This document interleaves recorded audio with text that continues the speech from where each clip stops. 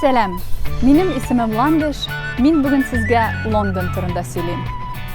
Bugün biz monastir yerlerinin en mühim podsha parklarının birisine öğrenilüğü turunda öğrenirbiz. Dünyadagi birinchi yer osti metrosini ko'rarbiz, hem Londonning islom kulturasina qo'g'ilirbiz.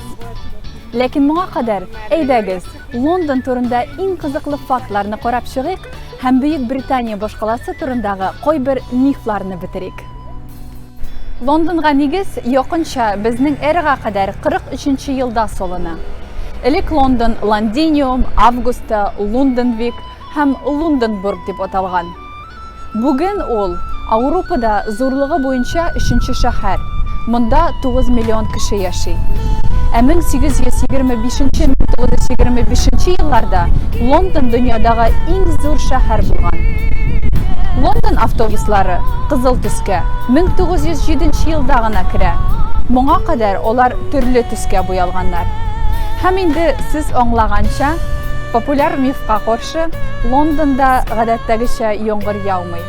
U Avropa boshqalarining eng qurisidan birisi sanala. Bizning birinchi to'xtalishimiz Regent's Park. Londonning eng shap podsha parklarining birisi.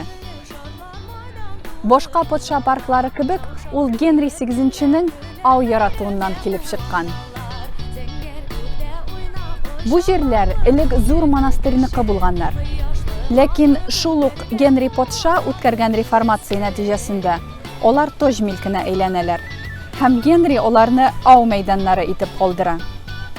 18-asrda podsha avi modadan chiqqach, qo'g'ilmagan o'rmon uzoq vaqt tirliklarin kudishi fermerlarga arendaga beriladi.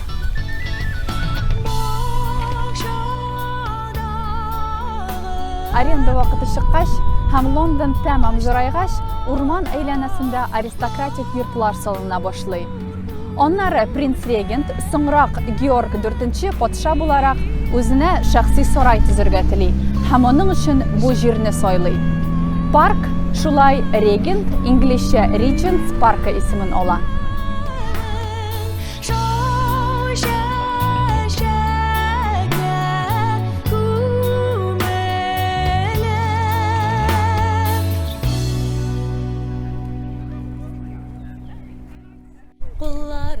Arxitektor John Nash ixtibarsiz o'rmonni eskitgich parkka ayrildiruni, onda kanallar ham ko'llar, o'zakda saroy ham bularning borisina da o'xshatobi uchun park chetida aristokratik villalar, terrasali yurtlar tuzilishini planlashtira.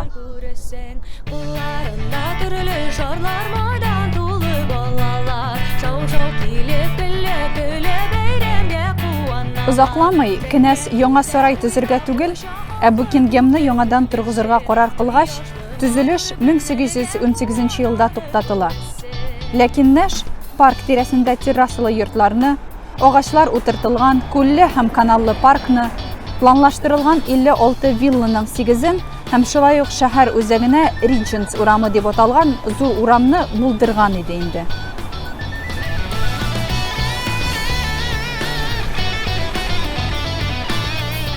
Park shul formada o'zgan asrga qadar saqlana.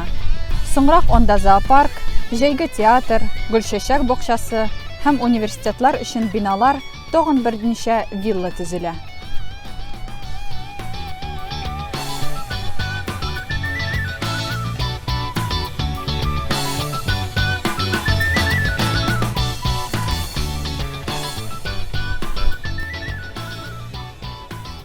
Regent's Park yonidagi istalikli o'rinlarning birisi Londonning O'zak masjidi.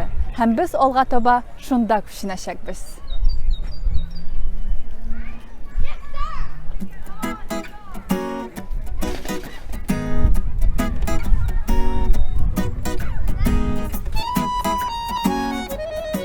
O'zak masjid Londondagi yuzlagan masjidlarning eng motorlarining birisidir. Şuşu masjidda professor Rustam Sulti boshlang'ichlar uchun tatar tili darslarida olib boradi. O'zak masjid uchun yer Buyuk Britaniyaning musulmon jamiyatini Georg VI tomonidan bo'lak etiladi. 1937-yilning 4-iyunida Jum'a kuni Низамия мәчетенә нигез ташы салына. Соңрак ул Лондонның Үзәк мәчете исемен ала. 1940 елда Черчилльнең сугыш министрлар кабинеты Лондондагы мәчетне салырга өстәмә җир алу өчен 100 000 фунт бирә. Төзелеш 1974-77 елларда Британия архитекторы Фредерик Герберт тарафыннан эшләнә.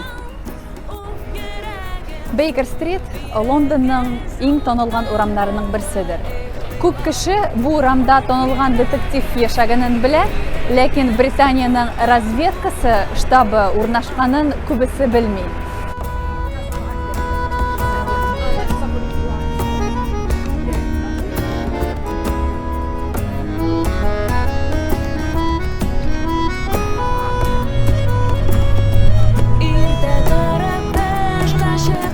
Лондонның иң бой районнарының берсендә, Мэрилбондта урнашкан бу Лондон урамы, Артур Конан Дойль һәм ул язган детектив Шерлок Холмс ярдәмендә бөтен дөньяга дан казана.